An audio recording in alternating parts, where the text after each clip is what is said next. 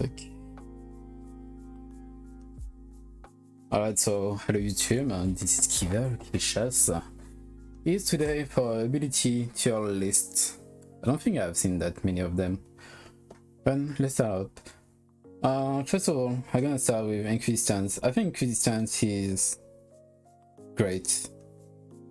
It's very great. Like on any weapon, it actually helps. Second, quick super jump. Quick super jump.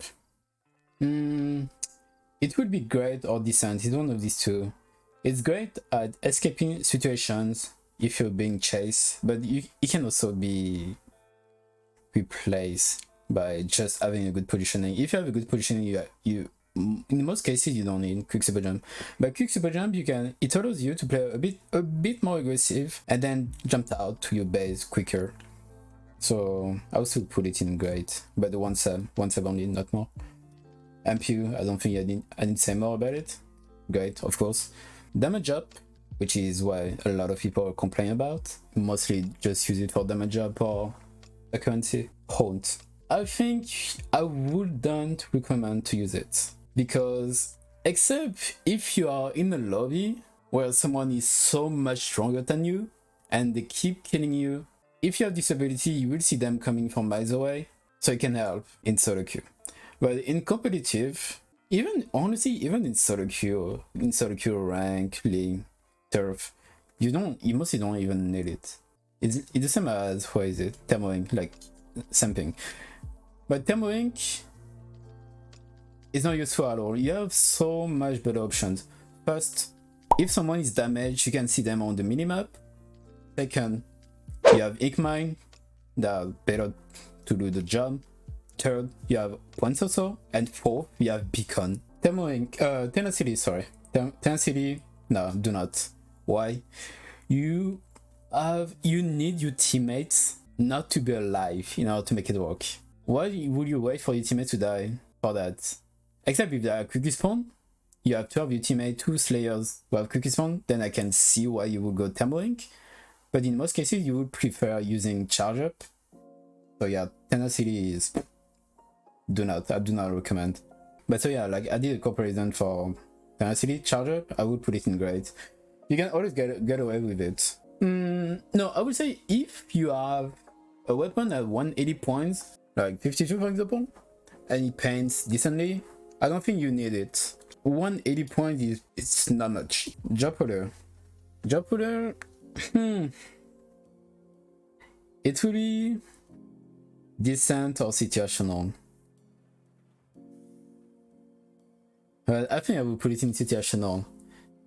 It's good. It cannot work everywhere and against everybody. So it cannot be in great. It cannot work anywhere, everywhere.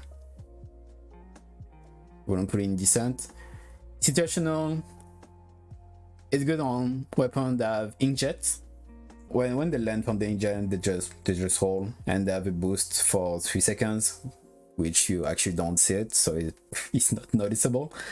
But if you play against a charger and they know the timing, job puller or not, you're not gonna get away with it. And second, if your opponents have bombs that can kill in one go, splat bomb, suction bomb, they just have to time it and you're gonna die. So yeah, it's very situational. It's not very bad like these three, it's situational.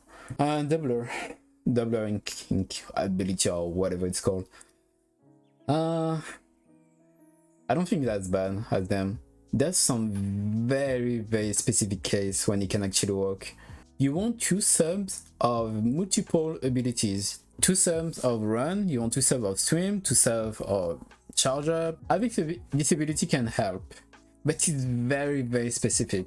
It's borderline do not, bottom situational. Opening gambit, do not. This ability is very, very weak in Splatoon 2. You only gain 5 subs of run, swim, increase distance for 30 seconds, and it adds up 7.5 seconds if you get a kill. But in this game, where special are very strong and it is really about map control in most cases, you can just camp for 30 seconds to force them to rush you and you actually punish them. See, we see them coming, you take high ground, you camp, and yeah, you just wait for 30 seconds and bam. The only exception could be Rainmaker, but honestly you will need your entire team to play very fast right from the beginning. Come back, Situational.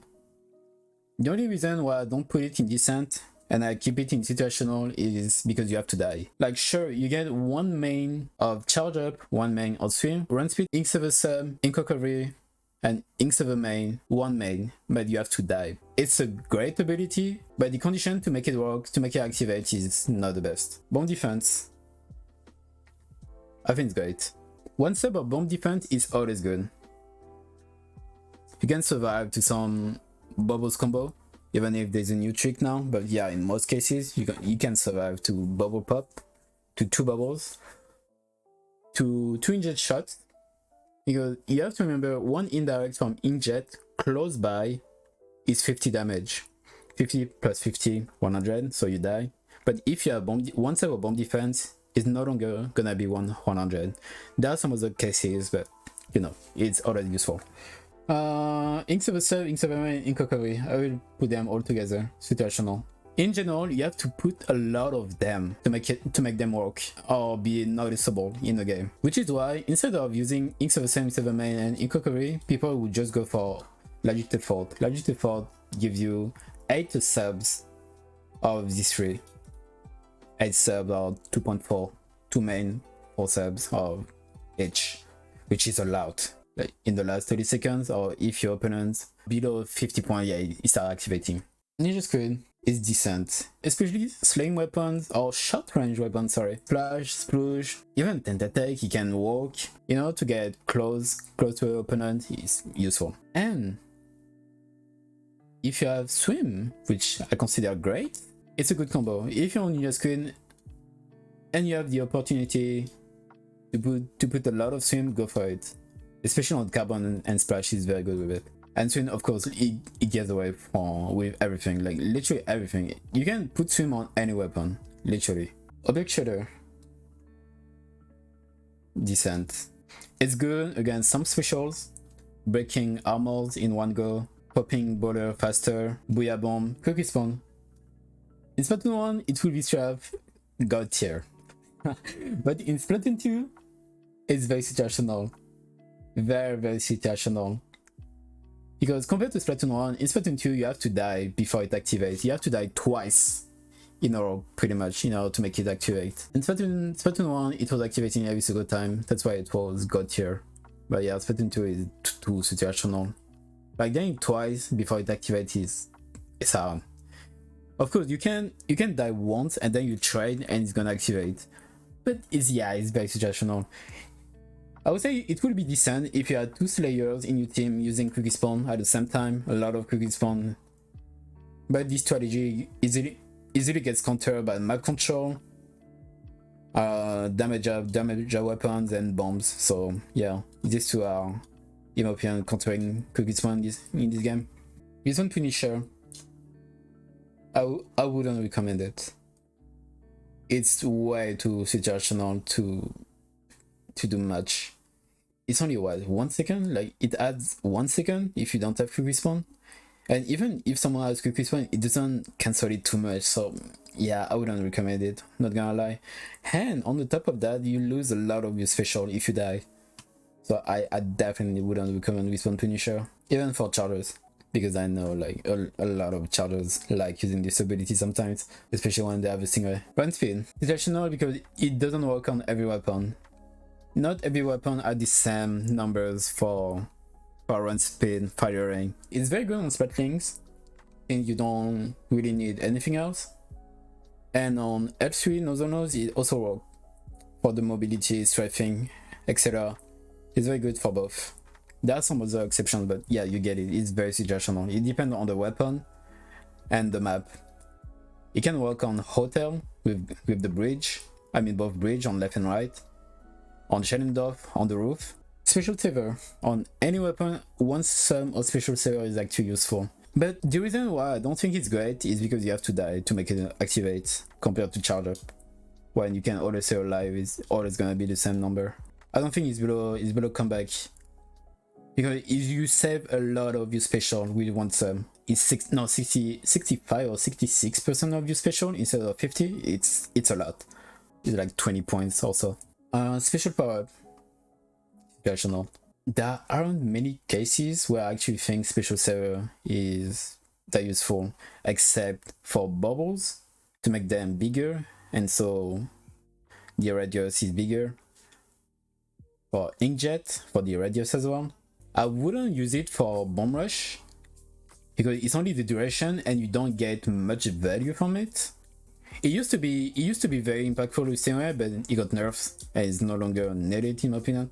What is it for? Splashdown radius, bowler it's radius as well, explosion radius, Bia bomb, you throw it faster.